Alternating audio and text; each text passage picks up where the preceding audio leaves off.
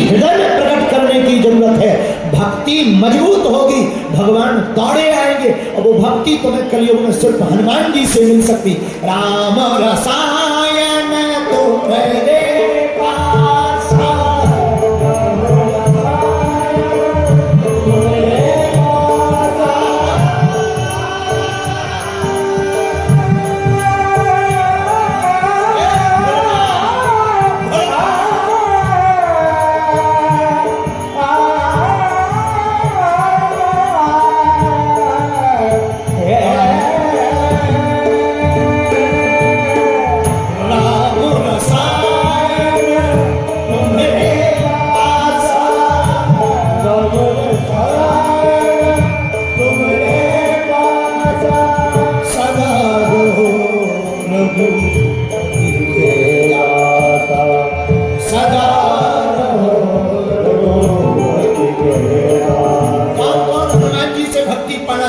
दोनों हाथ उठाए। श्री राम जय राम, श्री राम जय राम, श्री राम जय राम, जय जय राम, श्री राम जय राम, जय जय राम। तो मेरे पागलों, मेरे प्रिय बंधु, हनुमान जी की भक्ति से शक्ति मिलती है। हनुमान जी की शरण से सब सुख प्राप्त होते हैं। राज सुख, लोक सुख, परलोक सुख, और हनुमान जी की भक्ति से परमात्मा के दर्शन का भी सुख प्राप्त होता है। लेकिन कठिन क्या है? कठिन ये है भक्ति। हनुमान जी की भी तो सेवा करनी, वो भी कठिन ही है। और कठिन इसलिए भी है क्योंकि हम लोग खुद सरल नहीं, हम लोग सरल नहीं है, इसलिए प्रभु की भक्ति हमें कठिन लगती है। लेकिन कभी भक्ति कर पाओ या ना कर पाओ, पर मंदिर में जाके एक प्रार्थना गाया करो। दशा मुझ दीन की भगवन संभालोगे तो क्या होगा, दशा मुझे दीन की भगवन संभालोगे भैया तो क्या।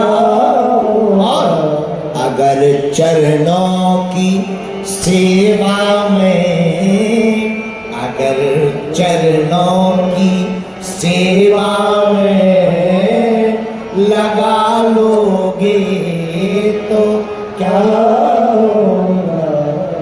इसलिए हनुमान जी के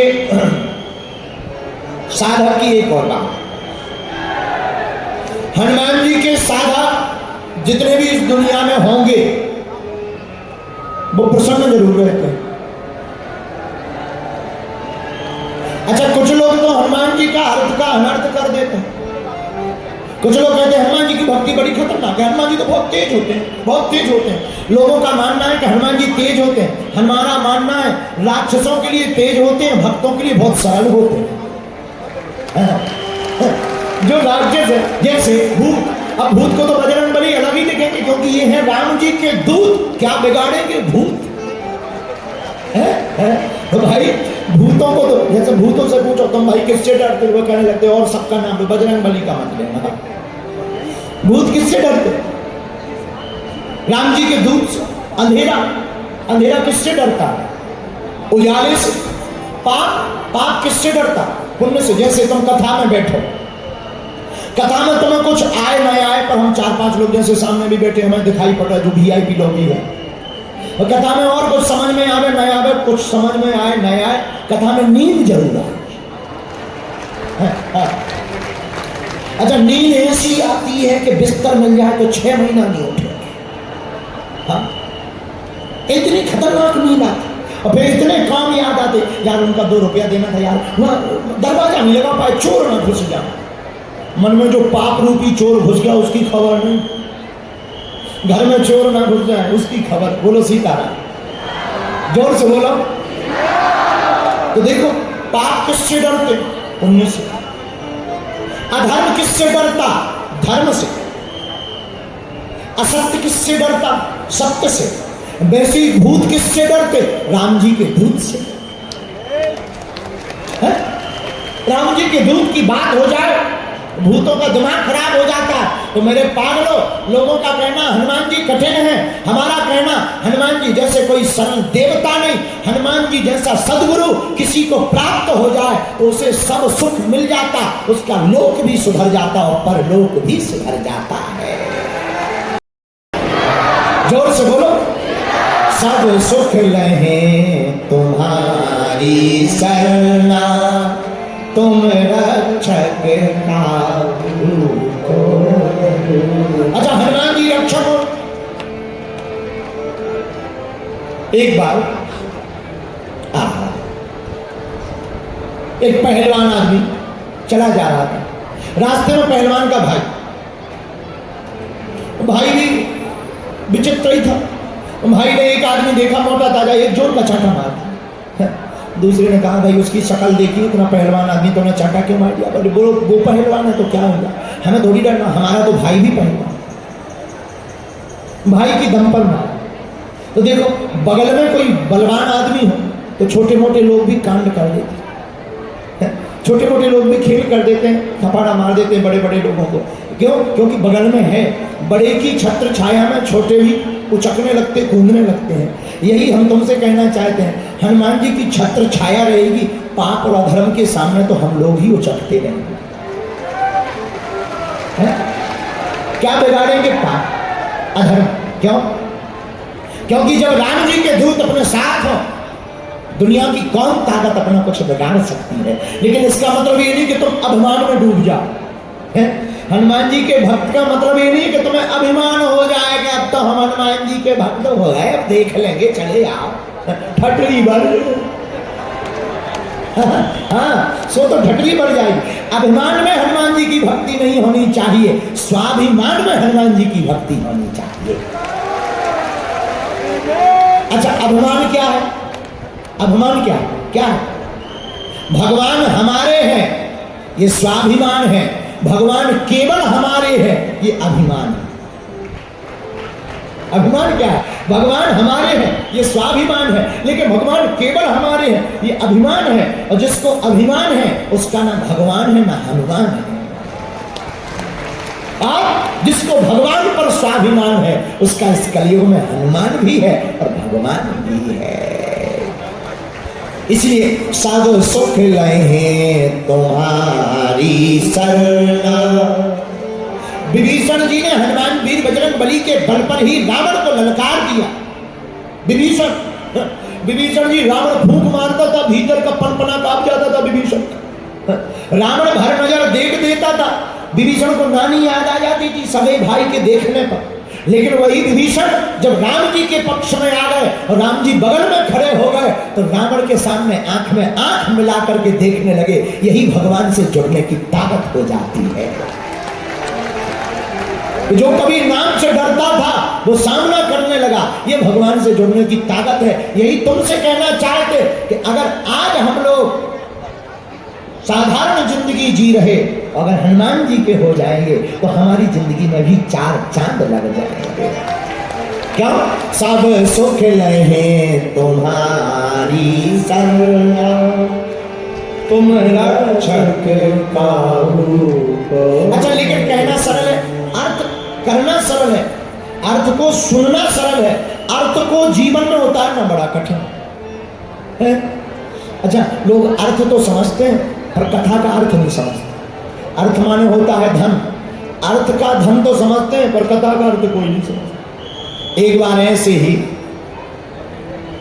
एक गांव के अनपढ़ गंवार की शादी भोपाल की पढ़ी लिखी लड़की से हो गई। नाम था मुन्नी बाई। अनपढ़ गंवार जो गांव का आदमी था उसका नाम चंगी। तो गांव के अनपढ़ गंवार की शादी भोपाल की पढ़ी लिखी हुई लड़की से हो गई। शादी होकर के गई, जब मायके में वापस भोपाल आई लड़की तो सहेलियों ने पूछा तुम्हारे पति कैसे हैं? उसने बताया बहुत पढ़े लिखे हैं, बहुत होशियार हैं, बहुत बुद्धिमान हैं, बहुत अच्छे हैं, बहुत बहुत बढ़िया। अपने पति की झूठी तारीफ कर दी और कर में चली। फायदा इसी में। सहेलियों ने कहा बहुत अच्छा है, बहुत अच्छा। कुछ दिन बीते, पुराना जमाना, पति आया लेने के लिए ससुराल। पत्नी ने स्वागत किया, मुंह टेढ़ा किया, घर वाले भी आए। पत्नी ने जल्दी जल्दी पूरी बनाई, गांव से आए, पैदल चल कर आए, पुराना जमाना था, पैदल चल के आए, जल्दी जल्दी पूरी बनाई। अब पूरी बनाई तो शहर की पूरी तो बड़ी छोटी छोटी बनी थी, और गांव की पूरी तो 42-40 नंबर बनी थी। तो उसने पूरी बनाई, उसने इशारा किया, सहेलियां भी आ गई, क्या बात है, कौन आया है? तो इसने मुंह टेढ़ा करके इशारा किया, हमारे वो आए। तो सहेलियां भी बड़ी खुश। तो ये चूल्हे के पास बैठ गई, इशारा किया, यही बैठ जाओ, कहाँ वहां बैठोगे, पड़ोसने में दिक्कत जाएगी, चूल्हे के पास बैठ जाओ, यही खा। पुराना जमाना, पति बैठ गया, पत्नी पूरी बनाने लगी, पूरी बनाई, परोसी। तो पति गांव का आदमी, इसने देखा कि पूरी है ही नहीं बड़ी, कौन तोड़े, तोड़ने में समय बर्बाद करे, पूरी की पूरी ले गए, उसमें साग रखे, एक में जय श्री राम। सहेली बड़ी हंसे, सहेली खुसर करते हुए कह रहे, तुम तो कह रही थी बड़े समझदार है, बहुत समझदार है, एक पूरी एक दिन में खा रहा। अब पत्नी का बेचारी का दिमाग खराब, बताओ, नाक कटवा रहे हैं, हमने तो इनकी इतनी महिमा बनाई थी, नाक कटवा रहे। तो पत्नी ने इशारा किया, दो तो कर जा, एक की दो तो कर जा। पति को लगा पत्नी होशियार है, पढ़ी लिखी है, हम थके हुए आए, सो वो ये कह रहे कि ये क्यों दो खा। तो पति भी इशारे में कहा, दो इशारा किया, दो उंगली उठाए, जाओ दो उंगली उठाई। उसने पूरी ली, एक पूरी पे साग रखी, दूसरी पूरी ऊपर से रखी, पिज्जा बना। एक पूरी नीचे, फिर साग, उसके ऊपर दूसरी पूरी, पिज्जा बनाया, लगा खाने। अब सहेली और हंसे, तो पत्नी माथा पीटने लगी कि हे भगवान। पति ने गौर से पत्नी को देखा, लगता है पूजा की पूरी है, सो हमारी पत्नी कह रही प्रणाम कर करके खा। बेचारा पति एक पूरी भी साग रखे, दूसरी रखे, और पांव पड़े, जय हो पूरी माता, लगो खाने। अब पत्नी का दिमाग खराब, सहेलियां मुंह टेढ़ा कर करके हंसे। एक से बोले, देखो कितने समझदार, कितने ईमान। अब पत्नी का दिमाग खराब, तो पत्नी अब बोल तो कुछ सकती नहीं, लोग थे तो बोल कुछ सकती नहीं। उसने चूल्हा में लकड़ी दी, और लकड़ी को ऐसे जोर से फेंक करके कहा, अरे चूल्हे आगी के लगे, इससे अच्छा तो पहले जैसा जल रहा था वैसे ही जलता रहता। इससे अच्छा तो एक ही पूरी खाने वाला ठीक था। तो देखो, पत्नी समझा कुछ और रही, पति समझ कुछ और रहा। यही होता है, कई बार हम कथा में समझाते कुछ और है, कई बार तुम कुछ और समझ लेते हो। जैसे हनुमान चालीसा में एक चौपाई है, राम द्वारे तुम रखवारे, होते न आज्ञा बिनु पैसारे। हमने एक वकील के साथ बैठे हुए एक अधिकारी से कहा, क्यों तुम्हें शर्म नहीं आती घूस लेते हो? बोले, गुरुजी हम घूस तो हनुमान चालीसा के आधार पर लेते हैं। हमने कहा, ठठरी के बोले, हनुमान चालीसा में कहाँ लिखा के घूस लेनी चाहिए? बोले, दा आपने ही कथा में सुनाया था ना, होते न आज्ञा बिनु पैसारे।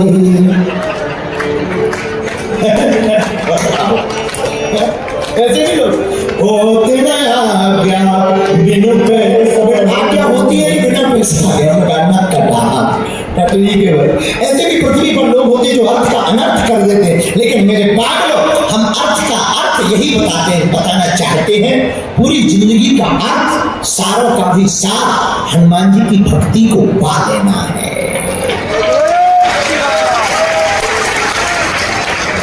कुछ देखकर चलो या ना चलो, हनुमान जी की तरफ देखकर जरूर चलना चाहिए। कुछ देखकर चलो या ना चलो,